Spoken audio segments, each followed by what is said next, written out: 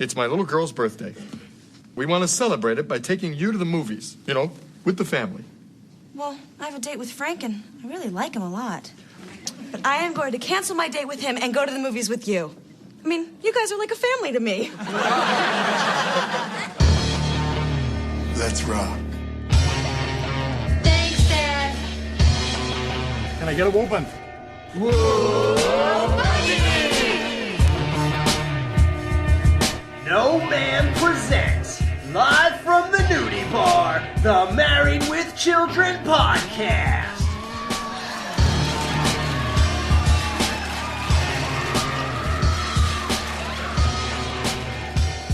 And here are your hosts, Dan, Jamie, and Al. What's up? You may not be allowed in the movie theater, but we are. We are No Man. We are doing the show from the movie theater today because it's empty and it's free. I'm sitting here alone, though, because, chicks can't resist a guy who sits alone in a movie theater. Oh, and my name is Al. I'm Jamie. Aren't you going to ask me if I'm okay? We asked you if you were okay earlier today. How many times do we have to say it? We care, Jamie. What a day, that's all you get. And I'm dead. Booby! I saw Booby! What? Yeah. Let's all get up and go to the other theater. Yeah. And I'm Steven. Alex, are you thinking what I'm thinking? Luscious Hooters? No, I should have been thinking about that, but I was thinking about the podcast. Yeah. Time to move on. Yeah, man. We are reviewing Movie Show.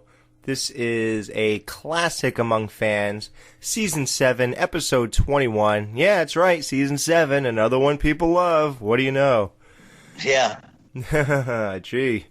April 11th, 1993. This episode originally aired. Writer Ellen L. Fogel. Director Jerry Cohen. Special guest stars David Boreanaz as Frank, Kimberly Brooks as Salesgirl, Craig Benton as Usher, Nicholas Olson as Lon, Elena Stratheros as Liz. These names, man. Anahit Minasayan as Lil. I swear, they make them to make me look stupid. When they name their kids, they're like, we're going to do this because some idiot's going to try to say this on a podcast in 30 years. I'm telling you. Phil Dominguez as Lex. Robin Robinson as Man. What a credit. Yeah. Kelly gets an unpleasant surprise when the family takes her to a movie on her birthday. I would like to say I'm happy to see that the Kelly that we all know and love is back on this episode. Yes. Back to form. Yes. Very much so. Especially in the theater. What she's wearing, her hair, the fact that she's dating when she does the thing with the other guy and his girlfriend. Like, that's all very much classic Kelly, which I love and have missed so much. So that was nice to see. It's Bundy night at the movies. You people have to keep your feet down. Go cheer yourself, Penguin! And love is in the air. Hello. And all new Married with Children. It all happens Sunday on Fox. So Al comes home with no neck. Hi, honey.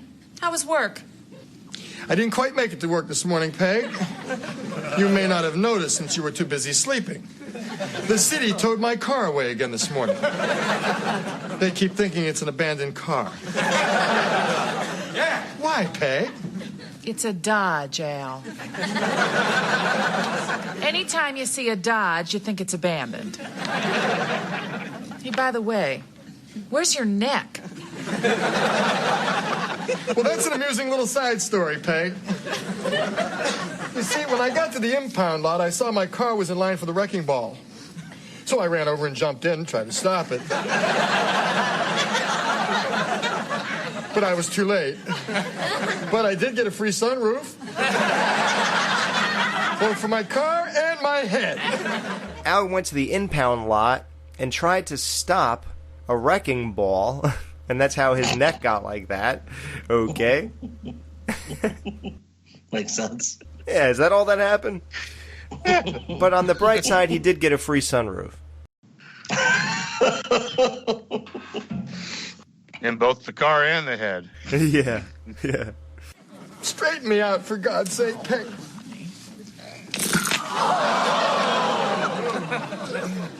Thanks, Peg. You got any aspirin? Oh, just 2. You know, your stories always give me such a headache. Peg pulls on Al's head, and you hear this crunching sound, which the audience really seems to love. And then she takes the last of the aspirin. That was horrible. Like, you're the worst, Peg. Like Al's just, like, on the verge of, like, he's just going crazy with pain, and she's just like, nope. Yeah, and I love how it was conveniently right to the right of her, too. Well, you know that his stories always give her a headache. Right. Yes, she needed him. She did. It reminded me of Married with Aliens when he's in the bed next to her. You remember he hit his head? He was complaining, and Peg says to him, God, it's just like when the car fell on you last winter. My legs, I can't feel my legs. I sure could get any sleep. He has no sympathy. Yeah. Amazing. I guess we'll get to this now. So Kelly's boyfriend Frank rides a motorcycle into the Bundy front door, pinning Marcy between the bike and the door. Now, before we get into this whole scene, let's get to the guy who plays Kelly's boyfriend. What do you guys know this guy from? Because every time I see him... Angel, Buffy, Valentine, Bones. He said Valentine. Yeah, I don't think anybody knows him for Valentine but us. Bones. Yep. I don't like him, though. I've never been a David Boreanaz fan. What? Yeah, What do any you of mean, those... Jamie? Yeah, Hold on. everything Why? I just mentioned, I don't like him in. So, like, consequently, I never watched Angel. And Brian's like, Angel is so good. But, Hold on. Forget Angel. Let's go back a little bit. You're trying to tell me you didn't like him in the first couple seasons of Buffy? No. Jamie! I just don't like him. That concludes this episode, ladies and gentlemen. Thanks for coming out to the movies. Yeah. Wow, that's shocking. That's one of my favorite character arcs ever. One of the best finales ever. Oh. I'm not a fan of him either, and every time I see him in something new, like it really occurred to me with Bones, I was like, oh my god, him again? I was like, isn't it too distracting? Like, isn't he one of those guys who, like, you cannot see him as anyone but that he's an actor? Just because he's so identified with other things that when it's him, it's just him again. He never changes. He's had the same haircut for 30 years. Right. He never changes his haircut. It's always that spiky thing. Well, Steven and I haven't changed our hair in years either. No. So there's that. What hair? Exactly. Yes, but yours is timeless. Yeah, That's this true. guy's is dated.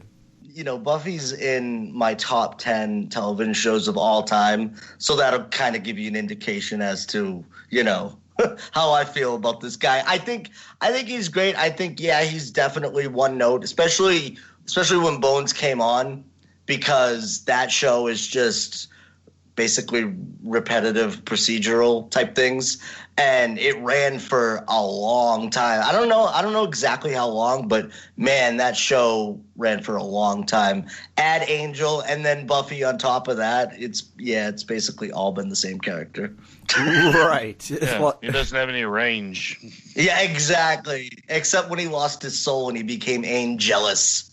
you know who he Angelus. You know who he reminds me of? Who's that dude, Padalecki? Jared Padalecki Yeah. from Supernatural. Natural, yeah. Yeah, he's another guy where it's just like, why do you keep hiring him? Right? Like, why is he in more stuff? Like, you've seen what he could do. Right. You know, in 7 minutes, because that's where he showed his range. Yet, we still keep hiring him. Like, this is a great idea. And, yeah, I don't know, but... Don't worry, he'll show up on Riverdale. Don't worry. Oh, goody. That's right in his wheelhouse. And you will respect Supernatural for me, okay? It's one of my favorites of all time. It is a fantastic show. Well, I really meant more about the Friday the 13th remake anyway. Oh, okay. Yeah. So, yep, so this is this dude's first acting job. Oh, it is? Oh, wow. Yeah, he did some uncredited stuff like a parking attendant or whatever, but this is like his first real, yeah. Dad, can I borrow your car? I gotta go through a rough part of town. I found if I turn my hat backwards and drive your car, even the gangs cut me a wide path. Dodge says something very special about you. Oh, yeah. Says, damn right I failed. So we get to this scene where Marcy's pinned against the door with the motorcycle. Are you okay, Mrs. Darcy? Well, I was. Till I was swept up by this huge machine which now knows me as few men have. Do you mind backing it up a bit? Sure, mister.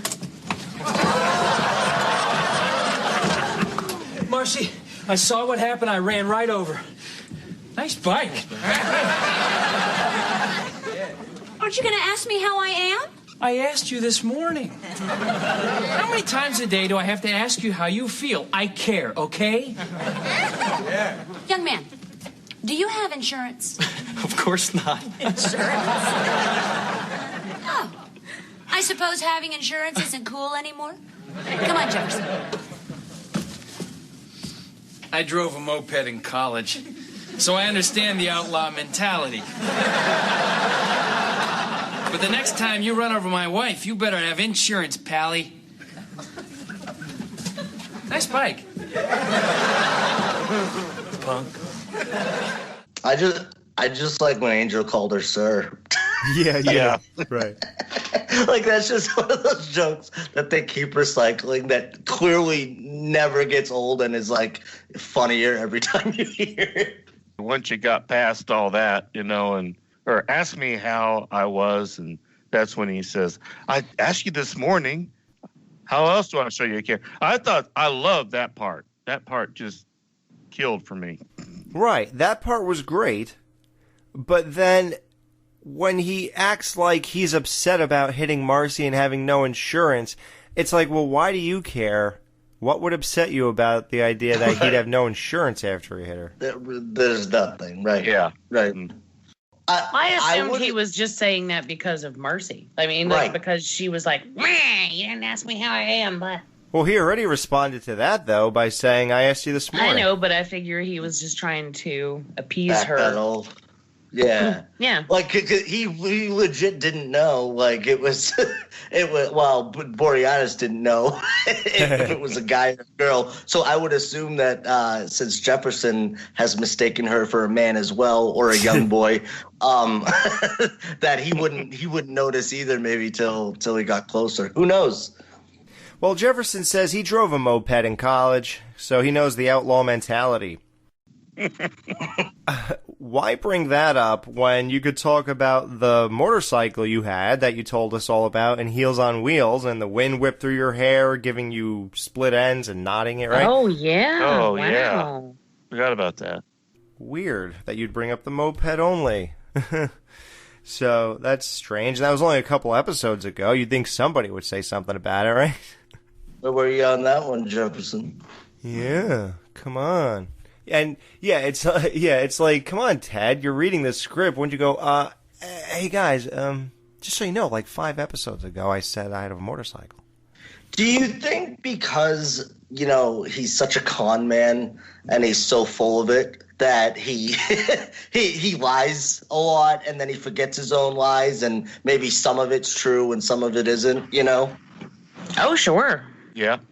I truly, I'm not, just saying that either. Jefferson seems like the type that would just bull his way through 90% of it and have, a shred of truth in there. So you're saying maybe he was on the moped when the wind ripped through his hair and knotting it and giving him split ends. It's an exaggeration in this case. There you go. Right. It was probably It's probably a two-stroke. Yeah, in his imagination, he was on a motorcycle. Right. Right. Ooh, wow. Yeah, he's a legend in his own mind. That hurts my heart. And because it's the only thing that could explain why he didn't bring that up. Like, why wouldn't you brag about that in that situation? That's a layup, you know? Right. Yeah. So we just put it together, and I'm trying. I would wish we didn't do this. So. And let's be honest, though, we're not talking to Jefferson like it's Jefferson's fault. We're talking to the writers. Like, you just wrote that in, like you said, a couple episodes. You just did it. It was a big episode.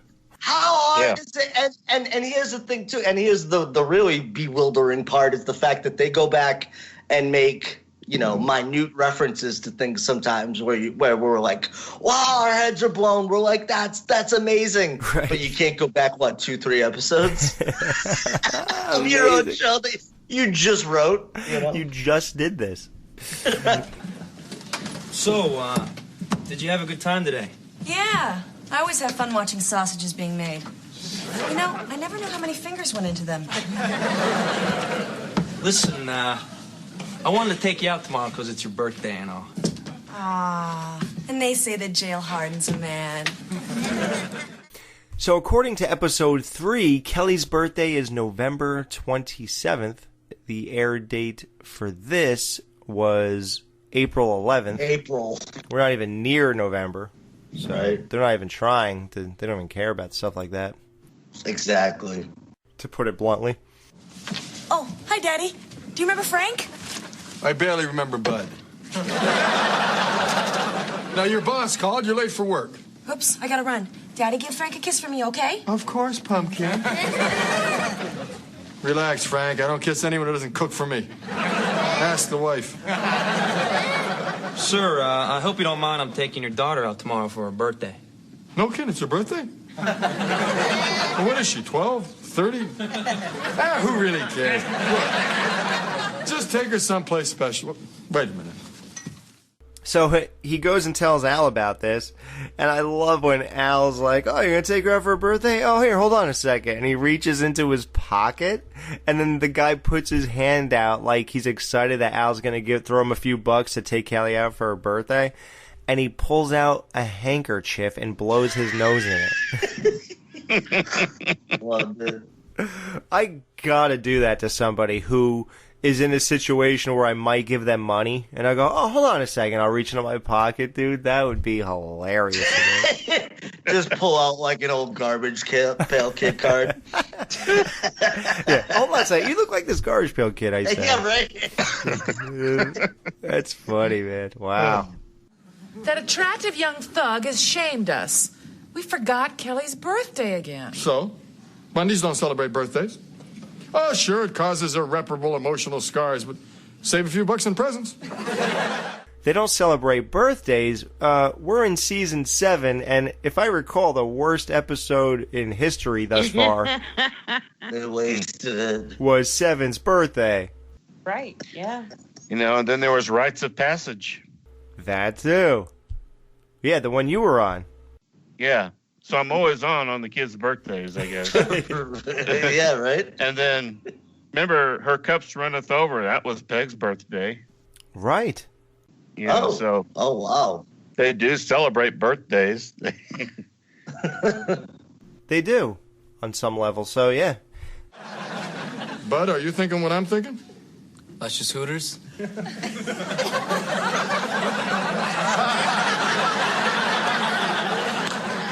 No, I wasn't thinking that. I should have been, but... I was thinking about your sister's birthday, and we're missing a grand opportunity here. I say we should ask to take Kelly out. She'll say she has plans, and she'll actually think we care.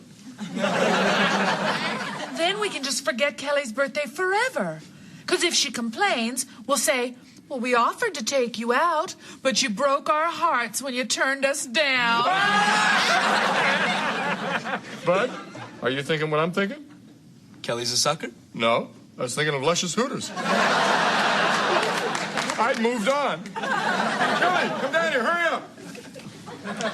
Sweetheart, tomorrow is a very important day. It's my little girl's birthday. Congratulations, bud. I'm just kidding. I mean, who would care about his birthday? But I can't believe you guys remembered mine. Not only did we remember it, but we want to celebrate it by taking you to the movies, with the family. Well, I have a date with Frank, and I really like him a lot. Oh, she's busy. It's all right, honey. We understand. But I am going to cancel my date with him and go to the movies with you. I mean, you guys are like a family to me. It's kind of genius what they do, though. Using that as well, I asked. You guys ever do that to somebody? Inviting them, absolutely. knowing damn well they can't come? You know how many times I say, ask your parents, because they're not going to come, but we'll get credit for asking them. Right, exactly. Yeah, I told my mom to fly here. I was like, yeah, come to Iowa.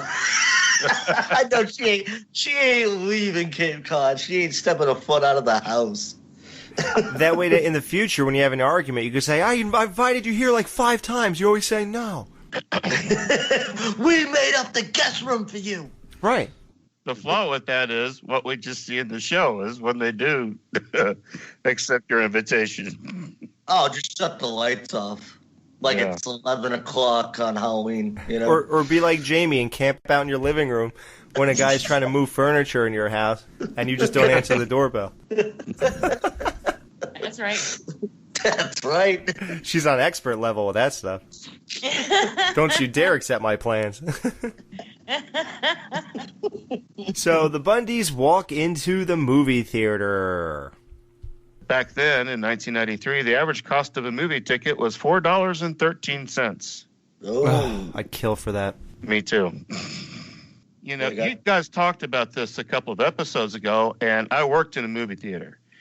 And I could tell you a little bit on movies real quick, and that is movie theaters, don't get much of the ticket sales. They would get more if the movies were in the theaters for 6 weeks. That's 6 weeks. Then the movie theater gets a cut. And then if it's in there for 3 months, it even gets more of a cut. Mm-hmm. So you see the problem now is it's going so fast to video, it's bypassing the theaters. And that's one of the reasons why costs are skyrocketing. Right. It is out of control. It's $20 a ticket now for me. Well, which is also why movie theaters have to charge so much for concession, because that's really the only place they get markup. Like they don't make anything off anything else. So, I mean, and I get it, but it is ridiculous. And when I was working there, I think a small popcorn, of course, was like $1.25, and a large popcorn was $2. Jesus, did they have talkies yet? Did they have talkies? That's great. That's always been one of those things, though, where, unfortunately, they don't make their money off the movies themselves, But I think that now that people kind of realize that, you do throw them something, because I don't know about you guys, but I'm missing the movies right now, and I know exactly where that money's going when I'm buying, stupid amounts of candy that I don't need and I could probably sneak in myself. But know that it's going to the theater. Case in point, even drive-ins are doing that now. They're bringing them back where everything's done, via credit card or whatever over an app, so you can order everything so nobody touches anybody else and nobody gets near each other and all that. But they're showing the movies for free. So they're not making anything. It's a free movie, but they're just making money off of the concessions. And that's literally not different from any other day for a movie theater, really, Right. Yeah. So, and that's why you see more commercials in the trailers now. Right, exactly. Now I would pay extra money just so I could enjoy, the experience, because that's what it is, and it's an experience from Yeah. From the time you look up the movie, what time it's playing, from the time you get out and you're talking about the movie or even podcasting after it. It's the whole experience. So I don't know. I think now more than ever, people are realizing that and people are appreciating it. And yeah, while a lot of people bitch about the prices and stuff like that, hey man, that's the name of the game. If you want that, then you got to pay that. I miss it so much. Right? So Yeah. much. That is the only thing I miss. I don't care about anything else. I don't care about going to restaurants. I don't care about going to bars. I don't care about hanging out with people in public because I don't like people anyway. So yeah, I heard you're really hurting with this whole isolation thing. Yeah, it's killing me. Jimmy's like, ISO what? The only thing I miss is going to the movies, And that's like a public event that you don't have to interact with anyone anyway. So yeah, exactly. Yeah, it's funny. Like you're going out, but really you're like, well, I'm not paying attention to anyone I'm with, or even the people that I went with. Right. You don't talk to either of them, so it's kind of like doing what we like to do anyway. When I knew things were different with the movie theater is when I went to see a movie one time, and then I saw a car commercial, and I was like, huh, that's very odd. And then all of a sudden it became a normal part of my life every single time I went to the theater.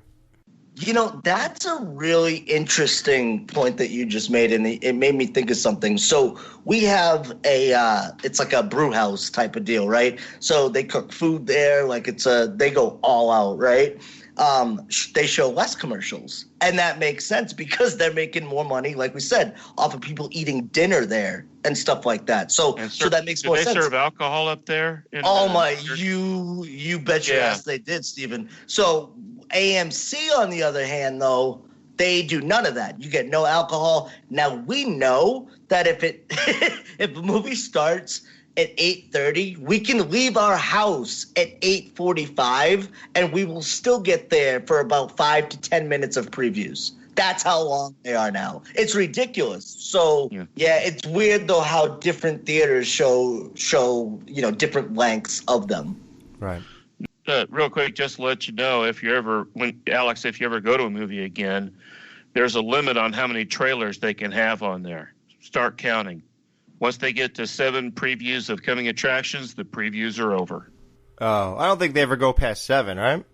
They never go past 7. Yeah, because Dan, you're taking so long because you're watching car commercials and phone service commercials and.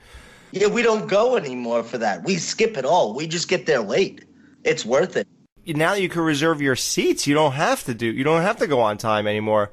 Like you literally pick where you're sitting, and you always have to pick right behind the handicap people in the front because then there's this big bar that you could put your feet on, and then there's no one in front of you. Yeah. Oh yeah. Because they're all in wheelchairs on the ground. Yeah, it's great. Right. Do that. Yep. And that's the best. I always sit real close.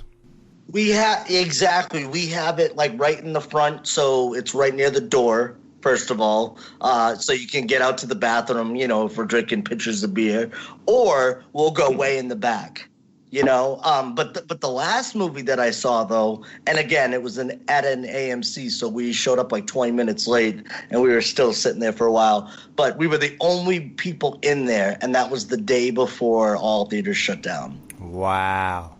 Yeah, and it was the Ben Affleck movie, The Way Back. Was it any good? It was all right. It's a cheesy Ben Affleck, like updated Hoosiers type of deal. So it was all right. Was it better than Geely?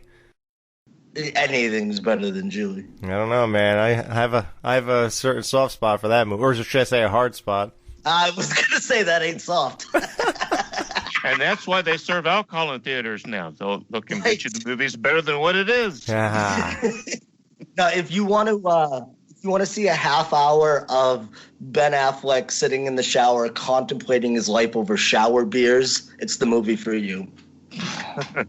Well, in this show, the movies you see, there's posters that could be seen along the walls in this movie theater.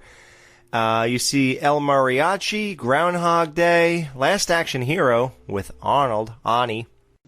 Yes. and Sleepwalkers. Those are posters that you could see in this theater, and these are all films by Columbia Pictures, who also produce Married with Children through its television division. And there it is, folks. Which is interesting because Last Action Hero wasn't released until the summer of 1993. Oh, so that really was like a coming attraction. Yeah, heads up. But I see that a lot, though. There are posters all the time that in the theater by me, and it says, coming 6 months from now. Yeah. Dude, there's been a Wonder Woman poster up for about a year now for the second Wonder Woman. Exactly. I'm like, is this coming out or what's going on? So at the concession stand, you see Raisinets, Good and Fruity instead of Good and Plenty, Milk Duds. 18 movies in this Cineplex, and the only one not sold out is Coffee Cups for Two. Gee, I guess that must mean it's going to be real good. That's a pun on Tea for Two, which is a movie musical from 1950 or so. The screenplay was inspired by a 1925 stage musical, No No Nanette.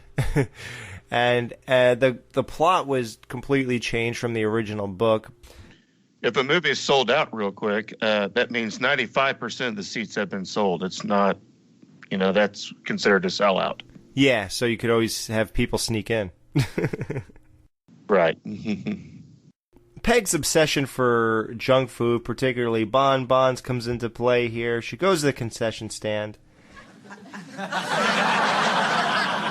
Oh, Lordy. Wait a minute, Peg. We can't afford that. Americans coming through. Bun Bun. Peg, we're on a limited budget here. Bun Bun. Peg, it's 3 times more expensive here than anywhere else. Bun Bun. Bon Bon. And...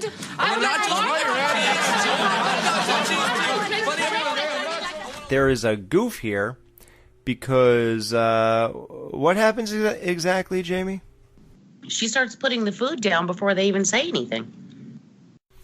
Yeah. What, Peg gets out, and I'll have or something? She's like, and then the girl has 2 buckets of popcorn already placing them on the counter.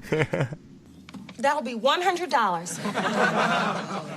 This girl working at the concession stand is a mathematician because she figured out that the food was exactly $100 in about 0.8 seconds. And it's exactly 100, which I find weird too. Right. Yeah, no way. It's like the Bundys is always an even number. Usually it's 5,000 or 2,100. It's never anything in particular. We don't need Jamie to do this math either, but now you get 2 Cokes and 2 popcorns for $100. Oh my god! Yeah, can you imagine what the price would be of what they bought then, like now? I literally had this experience though going in where it's like, okay, I had a gift card. I got quite a few gift cards for my birthday to go to the movies. Like Jamie said, one of the best things to do. I think I love it. I love it so much. So I go in and it's in the middle of the day too. Dude, our tickets are dirt cheap. It was like maybe $11. I was like, oh wow. I was like, I still got like $40 on this thing. I'm like, I was just like so excited. Move right over to the candy part and the popcorn and all that. Dude, I had like $4 left. They have a brilliant idea to tell the girl to take the hot dog away. They don't need it. And while she's turned around putting the hot dog back, they eat all the crap right out of the boxes and the big greasy tubs, make a total mess, and the girl turns and looks at them in horror. Right. and now, Stephen Scott, would you let them get away with that? No. We went to a different theater to see Suspiria when it came out because it wasn't playing at the one near us. That movie was so long that I said, and we were there like right around lunchtime, and I was like, let me go down to the concession stand. I'll see if they have something more substantial, that we can have for lunch while we're watching the movie rather than like popcorn. And they had hot dogs. $7 a piece. Oh my God, that's worse than like a baseball game. I said no. I'm like, who is paying $7 for a hot dog? Like that's. She said, I said no. I mean, wow. But this girl who worked at the stand in this episode, who looked at them in horror just now, she actually has a solid career. She has 28 credits, but I mean it's spanned out pretty evenly. She is known for Huff, Poetic Justice, Hair Show, and the show Martin. Martin. Yep, she has a bit of a career. So this little boy sees the Bundys do this. You know, they eat all this food within seconds. And he is also just staring at them in horror. So Al threatens the kid. He says, "You ain't seen nothing. You hear me? You ain't seen nothing." And he steals his lollipop in the process. Pops is born.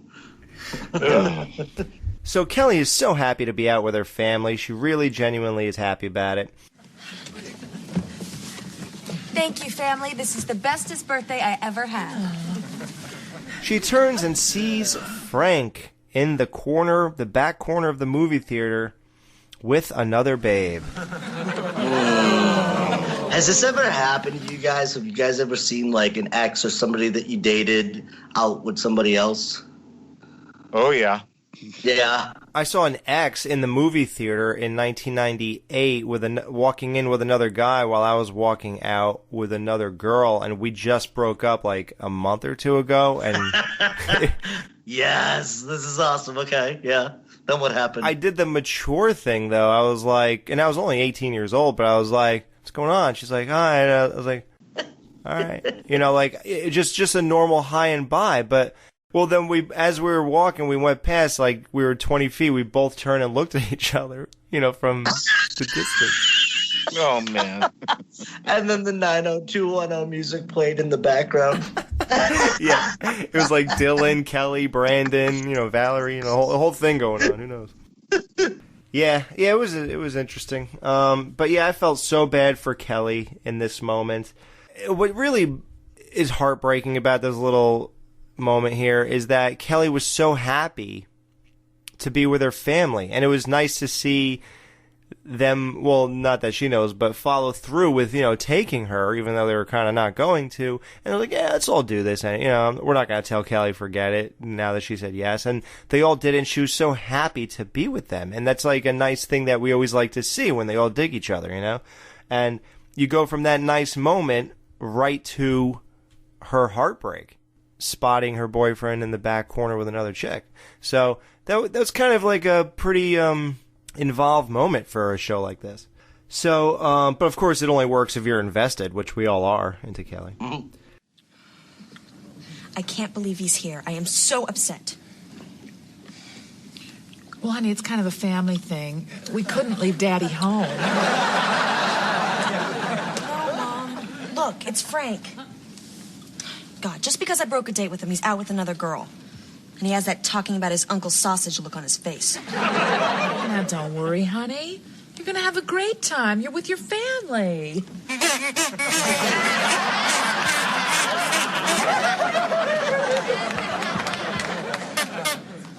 Well, Dad, enough of this bonding. I got a captive audience here. I'm going to go bother me some girls.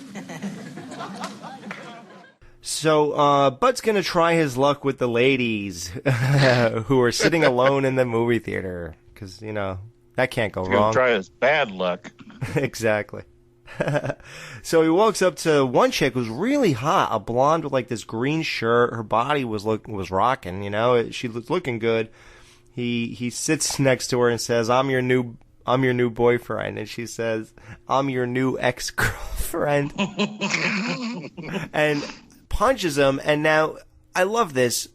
We get this effect where Bud like gets launched across the theater a couple times, like jazz. Yeah. Yeah. Now, what you should be appreciating that will go away is, and the other thing they do is funny too, but is that they actually have a guy, like a stunt guy, I guess jumping off a chair or whatever, and flapping his arms and, you know, landing on the floor and stuff. later on in the show, that will be replaced with them just throwing a dummy around. Yeah. Yeah, so appreciate this while you can. So then he goes to another girl instantly who happens to be sitting right behind the girl so she saw this. And he sits next to her and he puts his arm around the girl. And then he goes airborne again across the theater into the middle aisle. So this is great. And you hear, the punching sound. Now he goes to this third girl who is by far the hottest of the three. And I thought the first one was hot. Did you guys pick out who your hottest chick was, or? I thought it was the first one. I did until the third. What about you guys? I thought the third one. Yeah. I would say the first. Yay! I would say the first. Wow, it's a tie. I felt bad for the second girl too, though, because she's watching this whole thing go down in front of her. Right. Like she's just sitting there watching it and like, oh god, here he comes. Yeah, now it's my turn. Yeah, exactly. And then he just got launched again. Or the stunt double guy did. Yeah. Of the dummy. This third one, now, it's a super hot chick. He's talking to her, and then her boyfriend comes over with the most bizarre haircut I've ever seen on a human being. It was like the shaved high and tight, and the top had about 2.5 to 3 inches of hair that just stood straight up on this guy's head. Yeah, right? But I'm not saying anything to him. You could say something. I'm good. Yeah, I'm good, man. Hey, I was just jealous he had hair. So right? That's truly what I was thinking inside. Yeah, not everybody can have cool hair like me. It's all right, though. The guy's built. I wonder if Dan and I could get better gas mileage in a convertible. I feel like we could. I really do. Well, the wind wouldn't give you split ends. That is true. No, but your head would be chapped all the time. You get windburn. Yeah, I guess that's true. Never thought about that. I mean, you sit around rubbing chapstick all over the top of your head. I do that for fun anyways. So this guy doesn't even notice Bud. He sits right on top of him, and he thinks he's sitting on something lumpy, like a milk dud. A milk bud. Somebody's got to make that image, like a milk dud box with Bud's head sticking out of like the open part. I'll get Neil on it. Yeah, exactly. At least Bud never gives up. No, he really, he is pretty tenacious. Like, here's and I know we haven't gotten there yet, but this is the third incident, not only with Bud, just in terms of the theater in general, plus what Al goes through in a minute.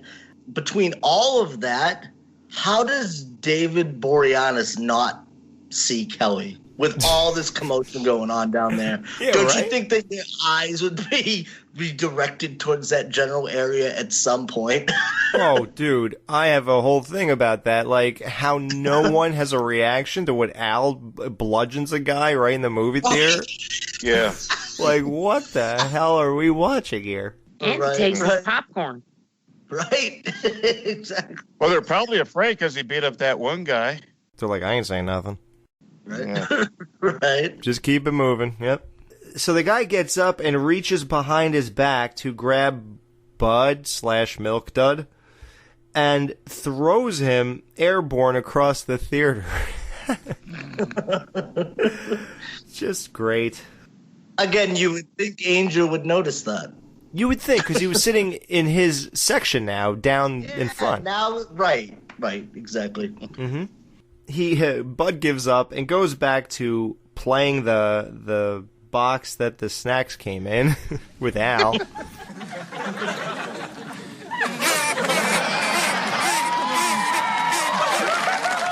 was that?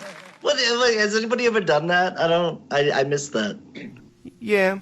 Playing candy box? Yeah. That is a thing? Because I've literally never seen that ever before in my life. Oh, yeah. Dealt with it a lot.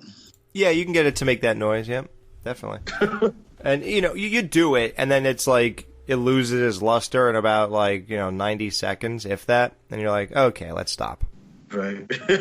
Yeah. Yeah, it's just fun to make it happen, and that's about it. You people have to keep your feet down. Go chase yourself! Thank you for your cooperation. Ladies and gentlemen, our theaters are participating in a Send a Kid to the Movies program. An usher will be collecting at the end of this feature. Thank you. And then we get to the part Dan is talking about where a man is sitting behind them and he leans over and tells them to shut up. The movie's going to start. Hey, the movie's starting. Shut up. Save my seat, Peg. So Al climbs over the seat and socks the crap out of this dude with lefts and rights. He literally punched him 5 times and took his popcorn, and the guy is sitting there like literally in need of medical attention, and not a single person in the theater bats an eye at this. It was like when everybody's stabbing that girl in Scary Movie. And they just keep cutting her up and nobody cares. I got several questions, actually. One, Stephen Scott, were you ever that guy collecting the money in the front? Yes. Yeah? Was that like the worst experience ever? I never knew who it would be worse for, those people up front asking for the money or somebody like me who doesn't give the money. Oh, that's the worst. Well, see, and that was it. I always said, if you feel like you can't give, that's understandable. Right. Just think about it, hopefully in the future, so there's nothing on them. Kind of like how a respectable minister would ask for, if you can give some now, that's great. If you can only give us some in prayer, that's fine. As opposed to the ones on TV who are telling you to donate more and God will give you more. Joel Osteen. Right. Yeah. Donate some more. My garage door isn't opening. Yeah. Come on, guys. Yeah, that's wild. So what were your other questions about this incident, Dan? So here's my other one. Now, when Jamie Sammons walks in, you know how they give those sashes to hall monitors? They give Jamie the same one when she goes to watch a movie. So I was wondering how Jamie, when all this is going on, because obviously we love the Bundys, but in this episode they represent everything that us moviegoers, hate for people like this. So did you have mixed emotions during the scene? Because usually you would side with the Bundys, but I'm assuming in this instance you did not. Oh, man, you better believe it was killing me watching him. First of all, just all the talking in the beginning. But I don't usually say anything. Like, I don't get worried until after the movie starts. Like, I don't care what people do before the movie starts. So when the guy's like, the movie's starting, and I'm like, well, has it really? But then it just like they're constantly, and it wasn't just them. Like people all over the theater were up and down and moving around. And I'm like, I would kill somebody. Right. Like, if you're in a theater with me, you were going to sit your butt in that seat and you're going to be quiet and you're going to watch the movie, or I will be your mom. Don't pull out your phone. She's got a laser pointer. Don't do it. Do not do it. Jamie, what did you do to those one kids when you turned around? You said, show some respect or something? It was when it was when The Exorcist was re-released in theaters, and this guy was there with his son, trying to show his son The Exorcist. And at the end, the kid was like, well, that was boring. And I just turned around and I was like, show some respect. Oh my God, you're that lady. And his dad was like, yeah. That's amazing. And he agreed with you. Wow. But I throw things. If people talk during movies, you will get hit. I have a laser pointer. If you bring out your phone, I'm right on your phone with the laser.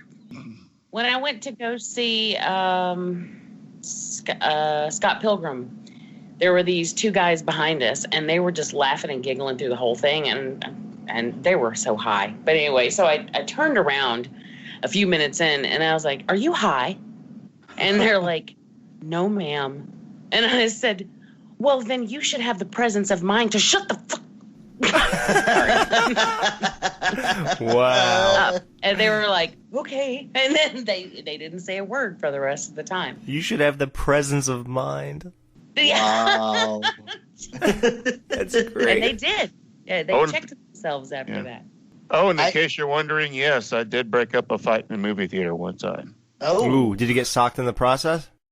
Yeah, I did. But Wow. they were actually coming out, and they came out of Rambo 2. Maybe they were inspired. I don't know. That's what it was. Yeah, exactly. Rambo 2. But we called security. It turned out the guy was hitting on this other guy's wife. Oh. Was it Bud? No, it wasn't. Well, and not in the fighting aspect, but I've been on the other side of it. When I saw It Chapter 2 for the second time, like that opener is so ruthless. If you remember the part I'm talking about, the too. gay bashing, yeah. Yeah, like right after that. Yeah, when Pennywise gets him in the river there. It's exciting, so I tend to yell when that happens. Nothing obnoxious, like something like that. This guy next to us. Now, tell me whose side you guys take, mine or this random guy who you've never met before. No. Well, we'll surely take yours, but go ahead. Well, this guy, he literally called the theater people, and they went up, took his note, because it's a dine-in movie theater, so usually you tell people what you want to eat. And he snitched on me, and he said we were being loud, so they gave us a card thing saying, "Please be quiet, this is your first warning." So I crumpled it up and threw it at his head. Well, I always found it weird that they serve the loudest food there is to eat on Earth in a movie theater. Right. I always found that fascinating. Like, why is popcorn the food of choice when you're trying to pay attention to a movie and all you hear is like, I always thought that was the weirdest thing, but whatever. And now, our feature presentation. Mom, did this ever happen to you when you dated? Yes. Once. I was out with your dad, and we saw this really cool boy that I was dating out with another girl. So I had your daddy beat him up. That's what I love about your dad. He's like a big, stupid guard dog. He didn't even ask why he was beating the guy up. He just loved it so. Honey, men are to be ignored. Just pretend you're married to this guy. You won't care what he does. Oh, it's not so easy. I mean, I wear my heart on my sleeves. Well, now, Jamie, you wear a sash when you're in the movie theater, but do you wear your heart on your sleeves? Because Kelly does. Oh, did she say sleaze? Yes. Because I was trying to figure out what was funny, because I thought she said my heart on my sleeves. And even though it's typically my heart on my sleeve, I'm like, that surely wouldn't be the joke. Because, who cares if you pluralize it? But I didn't rewind it to check. So thank you for clearing that up, because I was trying to figure out why that was funny. Oh, that's what I do. Daddy, what makes men cheat on women? Women. It's a pretty easy answer, right? So Al's right. Pumpkin, don't take it personally. See, men are different. We're loners, rogues, great white hunters roaming wild and free, like our ancestors, the mighty monkey. And I'm like, how does Al know what's happening? Al has no idea that her boyfriend's back in the back corner with another girl, because Kelly just talked to Peg about this. Right. Al and Bud were playing those boxes like instruments and everything. And Yeah, he was very preoccupied, yeah. right, like, how does he know what's happening here? I thought that was the strangest thing. That's a good point. I didn't realize that. Good point, yeah. Yeah, I thought I missed something. Al says he does one of his speeches like he does on the couch a lot. We need variety. In fact, women like us that way. They want us to be that way. Women don't respect men unless they cheat. That's why your mother doesn't respect me. Now, that's the most bizarre line I've ever... Like, I was even thinking to the guy who wrote the line. Like, what was he thinking when he wrote that line? Or, that was L&L Fogel, one of our favorites. Yeah, Didn't he say something like, that's why your mother doesn't respect me? Yeah, so here's what I was thinking. There is a logic to this, and the only logic is... Now, Jamie, do you find it more... I don't want to say attractive, or do you look up to a guy more or respect him more if you know he has other options, that he could be with other women, but he chooses you. And what I mean by that is, if you're dating a guy, do you eventually find him pathetic that he's with you and you know he can't get anyone else? But that would be insulting. No. Though. What kind of opinion do you think I have of myself? Right. No, he's lucky to be with me. Right. And that is always the way I look at it. Yeah, I called myself as I was asking that because that obviously would be be something against you. I guess if a woman has nothing, it would be about her low opinion. If she looked at a guy and goes, "Oh, he's pathetic. No girl would talk to him." And it's like, well, you're with him. so you really can't put a guy down for things like that. So, yeah, I don't know. It's a hard thing to wrap my head around trying to, make this logical.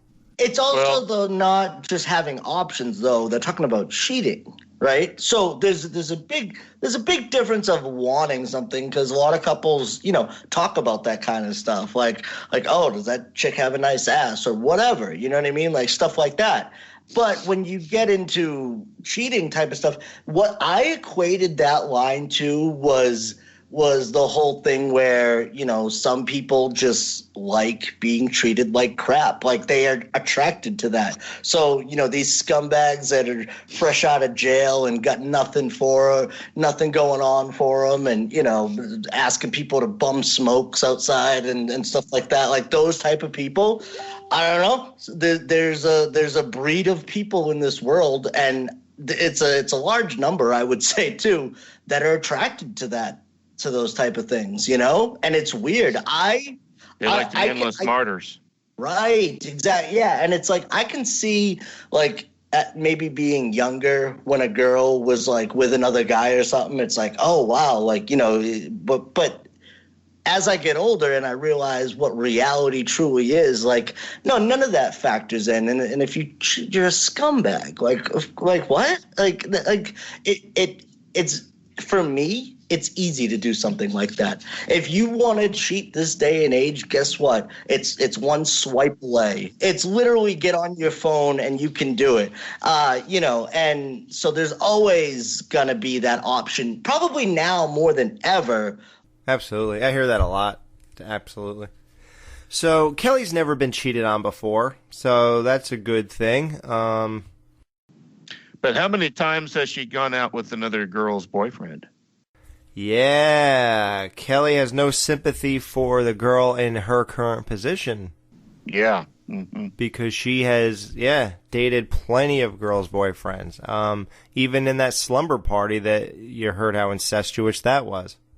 Mm-hmm. They all were cheating on each other, so. But honey, if it'll make you feel any better, booby. I saw a booby. Al, that is a forehead with a zit on it. Put on your glasses. This is too much. I'm going to go get some more popcorn and complain to the manager there's not enough Hooters in this otherwise undistinguished film. God, I've never been cheated on before. Mom, am I losing it? Oh, no, honey. You don't lose it till you're 50 or 60. I mean, look at me. I am getting sexier and, yes, classier every year. My favorite girl has proven that at 50, as me and Jamie have talked about. Now, Jamie, we also talked about how long my chick can be hot. Now, do you think that at 60, do you think at 60 you could still be a hot chick? Oh, for sure. I mean, look at Helen Mirren. I think Helen Mirren is incredible. She's gorgeous to me, and she's way up there. But, I mean, I think it's all about how you carry yourself, whether or not you take care of yourself. And J-Lo, for instance, she's 50 now, but I think she's still going to be just as gorgeous when she's 60. She clearly takes care of herself. In 10 years, yeah, she'll look like she maybe aged 6 months. Wow, that's great. Or Jennifer Aniston, she's in her 50s, I think. Yeah. Right. She looks great too. So yeah, she's doing the same thing. they're holding on. We were just talking about her on the Leprechaun franchise. I mean, listen, yeah, I got a list here. You got like Marissa Tomei. She's still got it going on as the hot Aunt May now. Terry Hatcher, Morgan Fairchild, Julianne Moore, Monica Bellucci, Selma Hayek. Oh, God. Like Elizabeth Hurley? Come on. I mean, who else? Don't forget Lisa Emery, who plays Darlene Snell on Ozark. Exactly. Yeah. Oh, Vera my Farmiga. God. No. Oh, Vera Farmiga. Funny enough, Laura Linney from Ozark. Yeah. Yeah. But oh my God, I can't believe you just said that name, though. Dude, Alex. I cannot believe that the actor Charlie Tahan, or who plays Wyatt Langmore, I cannot believe he has to hook up with this chick in that show. Oh, wait, am I giving spoilers away? Maybe I shouldn't say anything. That'll spoil your dinner, but I don't know. Yeah, okay, I won't say nothing I else. think you guys are forgetting about Katie Seagal. Katie Seagal. I mean, she looks like $1 million. I mean, when I was going through Sons of Anarchy, I cannot get over how sexy she was. Wow, look at you, man. There's definitely a lot, I mean, there's definitely Diane Lane. And, when you talk about celebrities, I could think of people I know, women I know who are in their 50s and 60s who are still looking beautiful. Oh, yeah. That happens. Weird. I don't know where that came from, that we had to be haggard when we got that old, but... Oh, it's just a typical thought. When you get older, Listen, people fall apart in their 30s, so don't think that it's a rare thing to think that in your 50s you're not going to be holding on to anything.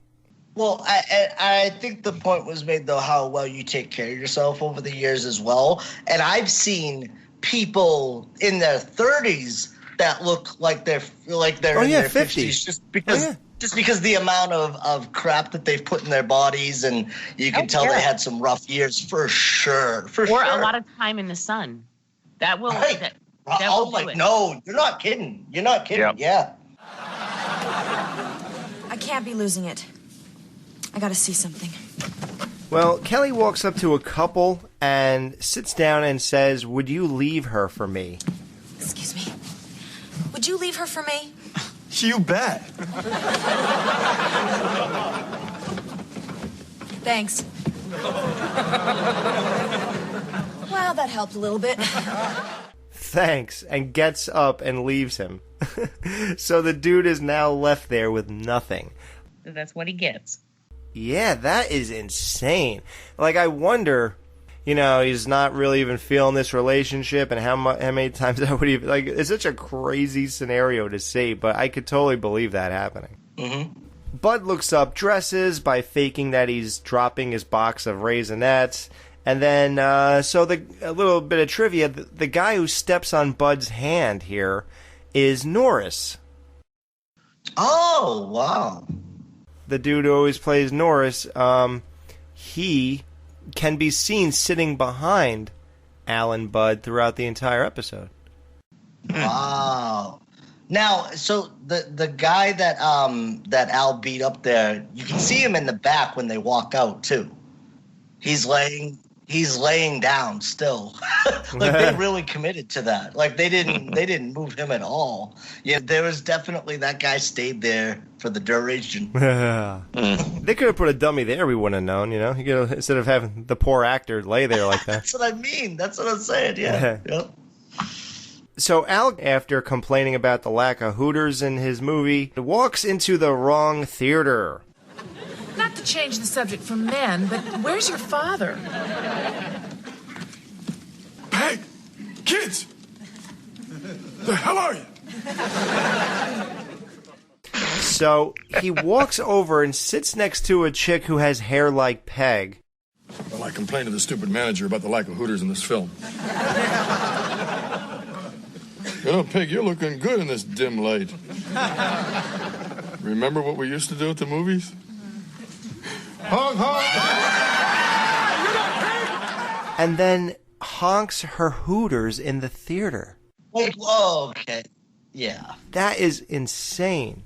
Right? Well, it's insane, first of all, on her part. Like, why wouldn't she say something while he's talking to her beforehand? Because clearly she does. She looked like Peg in the dark. Like, you can't blame Al for that. But at the same time, then he goes against his character, and all of a sudden Al wants to get frisky with Peg. Well, it's not his wife. Well, right, but he didn't know that. Meanwhile, we just had an episode, like one episode ago, where Al stated that he does love Peg's Hooters. It's her he has a problem with. That's what I'm saying. So in that moment, because she wasn't talking and her personality wasn't shining through, nothing was. In silence, that was perfect. Yeah, oh, man. So Al claimed that every other movie was sold out earlier in this episode, yet the theater he walked into, which was the wrong theater and obviously a different movie, there were plenty of seats. Ooh, good catch. Yep, plenty of empty seats for anyone to sit in, even though it should have been packed. That's probably just a problem with getting extras, which at this point of the show, I don't think that'd be a problem. Peg, help me! Al! Peg! Al! Peg! Al, you're in the wrong theater again! Damn multiplexes! Shh! Oh my gosh, I think I see a booby. Peg! Wait, I'll be over in a minute. I think I'm seeing Hooters here. I am seeing Hooters here. All the guys from Peg's theater get up in droves and walk over to the theater that Al's in. How amazing is that visual? That was great. Yep, they all want to feast their eyes on some Hooters, so they all get up and leave because there's nothing going on with this 2 coffee cups thing movie or whatever. Right. So. Right. So they come back 45 minutes later. That was a beautiful, lovely movie. I saw 22 Hooters. A bunch of guys were killed. Had no story at all. It had everything. Sounds good to me. Yep. Exactly. Jefferson is making out with a blonde towards the back of the theater. Kelly notices him. Like, God, what does every single character of this universe show up to this one theater, this one night to watch this one movie? They always end up in the same place. Isn't that amazing? Like, why would Kelly's boyfriend be seeing 2 coffee cups? Right. Well, I don't think his intention was to probably watch the movie, you know? Yeah. No. Well, that's what you do. You take him to a horrible movie, so it's all about you and the chick.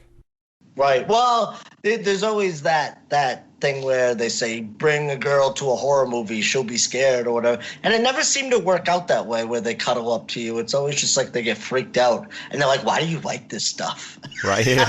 It's more that you're a creep rather than going to you for protection. Right, exactly. Yeah, I dated girls before where it was just, that was the situation. And it was just like, yep, not for me.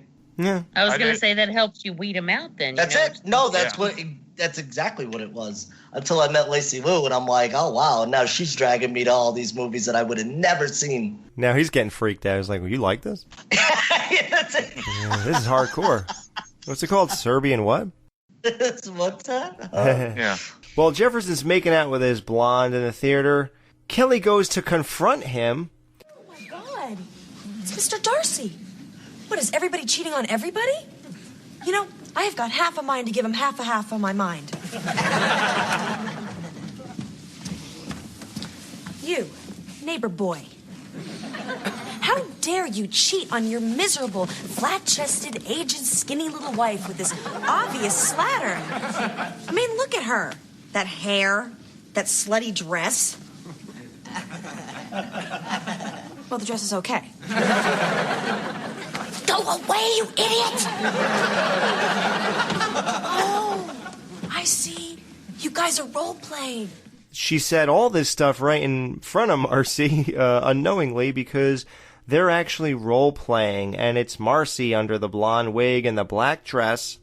Meanwhile, it's a double joke here, because Marcy is dressed to look exactly like Kelly in this whole getup, and Kelly thinks it's trampy and all that stuff too, and then she's like, "Oh, well, you know, actually the dress is." Hey, Mom, Dad, the Darcys are role-playing to get themselves hot. Ergo, Jefferson making out with Kelly gets him hot or gets Marcy hot? Because literally she's playing Kelly. I didn't even consider that. Right? Like, wow. That he might secretly fantasize about Kelly. I'm actually surprised that he doesn't hit on her more blatantly, like in front of everybody. Like, what's stopping him? Him and Al's friendship? Like, what? Yeah. You have to remember when Jefferson first came over to look for his wife, he thought Kelly was his wife. Yeah, and he was like, all right. Right. Yeah. Exactly. Yeah. There's a latter episode that's coming up in a few years where he and Kelly do a commercial together. Oh, okay. Coffee commercial. There's a lot of insinuation there. Even when he taught her to play pool and stuff back in the day, it's like it never reached that point. And I always thought, I wonder why. There's probably a reason for that, obviously. But like, now is this a thing? Do couples do this? Like, is it like, I know like. Well, Marcy and Steve used to do it. That's crazy. I've never heard of that before. That's wild. Well, just think, Marcy does it with both of her husbands, so that basically shows you that they have to fantasize that she's anyone but herself. Well, when they went on a little trip abroad, I think that if the answer is are they freaky, I think it was answered then. Oh, in England, yeah. Yeah. Absolutely. Yes. Exactly. Oh, definitely. Well, in season 11, the Darcys will role play as Al and Peg in The Jugs Have Left the Building. So, yeah. Oh, yeah, they have quite a bit of variety in their thing there. You know what's funny is we don't have to do it now because I change my hair color so often. That he doesn't even know. It's constantly like he's with a different woman. Yeah, he doesn't. Yeah. So we hear all their inner thoughts. How am I supposed to score sitting with my parents? I mean, I'm a cool guy and nobody knows it because I'm with my parents. Next time, I'm going to sit alone. Yeah. Babes can't resist a guy who sits alone at the movies. Maybe I'll wear a raincoat. This is a reference to maybe Paul Rubens, Pee Wee Herman, who sat alone in the theater in 1991, and he was arrested for indecent exposure as an adult in Sarasota, Florida. A porn theater. Yeah, porn theater with a raincoat on. I don't know what they expected to find him doing in a porn theater besides that. I don't know why everyone was so surprised by that. What do you think goes on there? Like, right. Yeah, Pee-wee. And what's weird is in his interview in Playboy magazine, when they interviewed him about that, he contests that it was all fabricated because the witness claims he was using his, right hand or something, and he is left-handed. So that's how he claims that it's all made up nonsense. Meanwhile, I'm like, well, you just gave yourself a stranger, that's all. Without sitting on it. You just wanted that new, fresh, awkward experience. It has nothing to do with you not doing it. Right. How long is this thing? She loves him. He loves her. I can't take it. I'm going to run amok and start dismembering everyone. Yeah. And I'm going to start with her.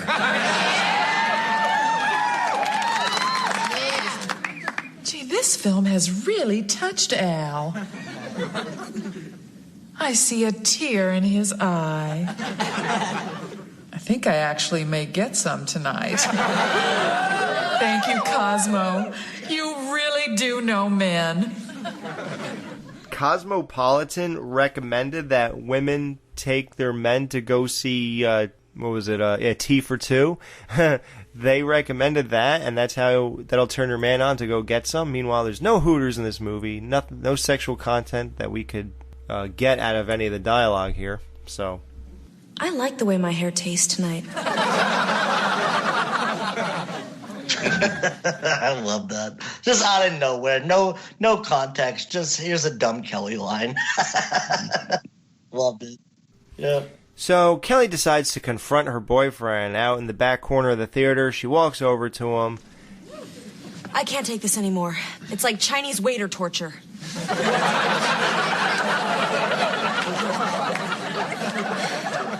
Hello, Frank. Kelly. Oh, it's not what you think. You see, I was planning on using her dentist, and I was just checking out his work. Yeah, well, I might have bought that if I didn't know that you already see an excellent dentist. Which is probably the worst thing I ever heard. You know, the only worse line I've ever heard somebody give when they were caught cheating is when Dennis Rodman was caught cheating on Carmen Electra. And, you know, she walked into the hotel, and this was on their wedding, like the honeymoon. Really? Yeah.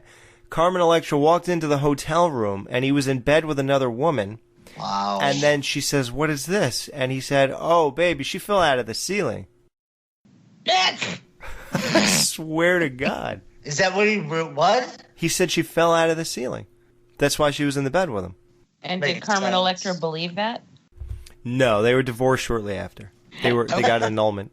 Now, you guys, if you're Dennis Rodman fans, be sure to check out ESPN. They're doing this whole big thing on the Chicago Bulls and Jordan and all this stuff. And it was supposed to come out this summer in June, I believe, and it was pushed to April because they felt bad that people have nothing to do right now. So they moved the whole documentary up, I think, to April 12th or something. So look that up if you're a big fan. Yeah, a lot of the focus is on things being pushed back, but there are things being moved up too, which is kind of cool to see. Oh yeah, Cobra Kai, damn it!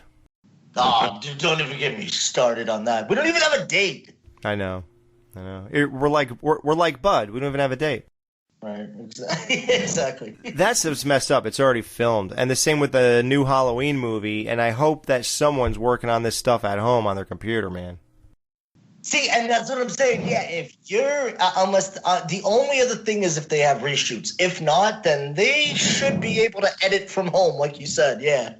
But you know, it's okay. I mean, at first I was hurt to see you with someone else, but after all, I canceled the date. It's my birthday, and it is time to handle my life maturely. I just wanted to let you know that I understand what happened, and it's okay.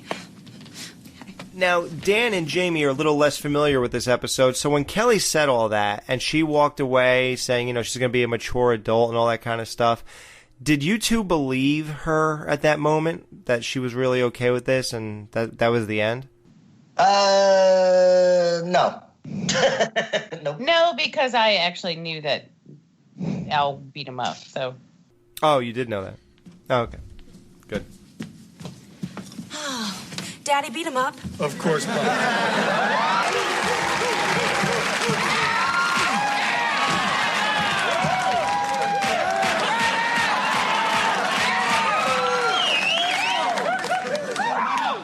So this is pretty epic, and even casual viewers of the show will remember that scene of Al doing that, even if they don't remember the rest of the episode.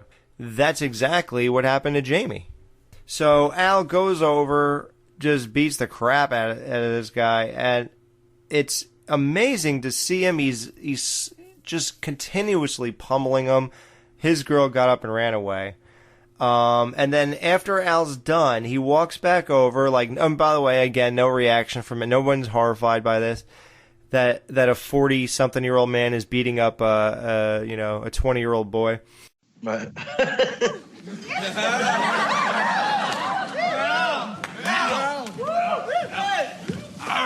And that's why cable will never replace the movie-going experience. It's so funny that we're all experiencing this now. Like, he's saying that. He's like speaking to the future 30 years from now to say, hey guys, although you're ordering all these new movies on Vudu or whatever, thing you choose to do it on and see movies from the theater at home today, you can't beat the movie-going experience. So be sure to stop doing that once this is all over with and go back and support your local theater. That's what I was really saying, if you didn't know. 93 was actually one of the last really, really, really good years for movies, where the box office returns were really high. Right. I will say one thing. I think studios are making more generic movies now. Even action movies are generic. Well, now all they make is Marvel movies, which are all the same. So And even I'm getting tired of that, and I like those Marvel Cinematic Universe movies. I can't watch them anymore. They're they're mind-numbingly boring at this point. Because it's all the same thing. There's nothing fresh. It was cool when it was fresh and new, and it was exciting to see. Oh my God, look what they're doing. But now it's just, oh yeah, that's great. Yeah, but then you got like Endgame where they completely have fun with it and incorporate like time travel and all this good stuff. Where I agree, dude. Captain Marvel, even Black Panther, all these movies, I'm just like, oh, it's nauseating. I agree. Yeah, but then they put twists on certain ones and definitely beef them up. But listen, I think that they've been making tons of crap movies for years now. For years. Right. Well, have you guys seen the end credits for this one in its original run? No. I thought so. I know that they're supposedly that they point out names and... It's totally different. Yeah. Oh, wow. Really? Yeah, so on Hulu and DVD, it's just a still frame of them sitting there with the credits rolling over it. Like always. Like always, right. Now, well, except for the last one we just saw where Kelly ordered a cheeseburger or was waiting for a cheeseburger in the courtroom. Yeah. That was a callback to the Three Stooges. Yeah.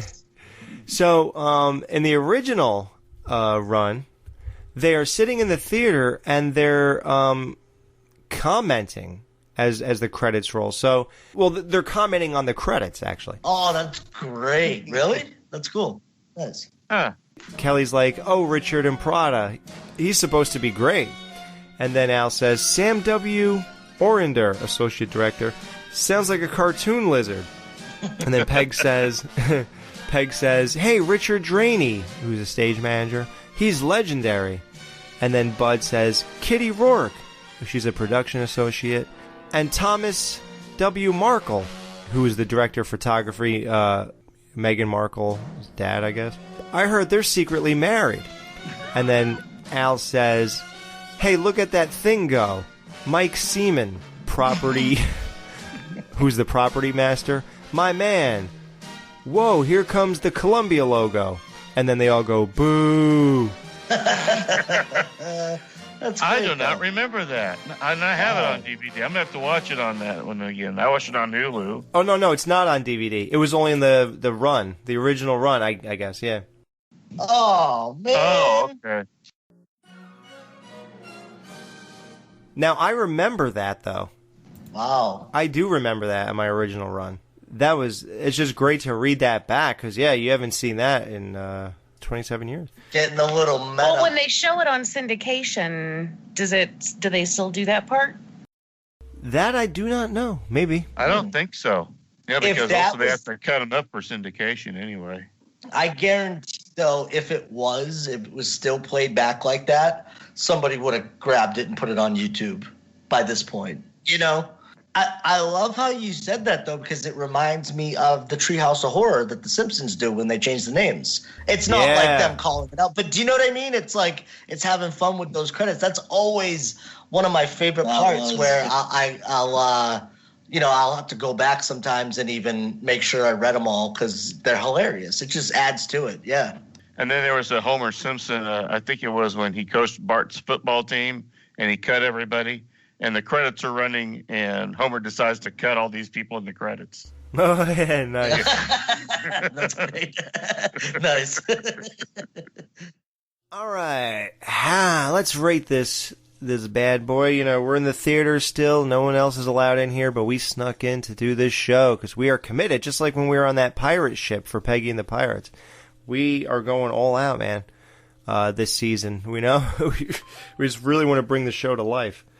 So, guys, how many times is Bud Airborne going flying across the movie theater out of 5 for this episode, Dan?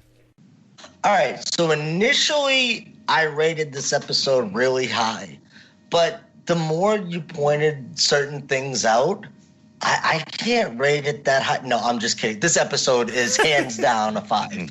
Hands down. Even with everything everybody mentioned, again, how it factors into our ratings of these episodes, well, they don't anymore. Pure enjoyment from beginning to end. You know, I thought the set as a movie theater, it's one of the most, you know, probably simple setups. It's just a bunch of chairs, right? Easy enough. But I find movies that surround anything to do with movie theaters or drive-ins so engaging. Like, I love it. I was so excited for this episode. So excited. Didn't know David Boreanaz was in it, so that just sent me through the roof. I was like, that is so cool. And then you just told me it's his first acting role. That's even cooler. Great. Right. Yep. But yeah, everything in this, and you know, even the way they worked in obviously Jefferson and Marcy and that whole thing. I just thought that, man, this episode was over so quickly. It felt like I was watching it for like 10 minutes, well, as opposed to the 22. It was so great. There was a lot going on, but it was contained enough. It didn't feel like it was ever off the rails. It was on point on so many different levels that in my head, this is quintessential Married with Children. And then you get that line at the end. Come on. I mean, I knew that too. I was so happy. I was like, I know that line. I was like, that's classic. So more so than any other episode that we've reviewed, this is probably my favorite. Wow, really? Yep. Hands down, I will be shocked if something comes along and tops this. Wow. You know, and I know you were joking, but it wasn't my intention in pointing out any of these like missteps in this episode. It's never my intention to point that out to make anyone like anything any less. It's just talking points that, you know, you know, that wouldn't hurt it for me anyways. I was just saying, like, right. you gotta acknowledge that certain things just don't make sense in this show, but you also have to acknowledge that in terms of us in general and how we think of these episodes, it never factors in. It rarely ever factors in. We have pointed out, like, you know, 8 to 12 things wrong in an episode and still gave it a 5. Yep.